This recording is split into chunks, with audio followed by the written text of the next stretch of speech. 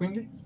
Quindi intanto ringraziamo il maestro Privato che ha registrato il nostro primo album Appetite for Gramigne. Lo ringraziamo anche per la pazienza e per il lavoro impeccabile fatto. Maestro Privato, cosa vuole dire di quest'album? Quanto hai imparato per questa puntata?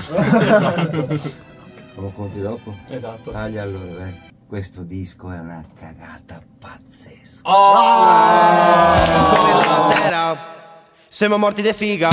Briscolata, spade e bastoni per le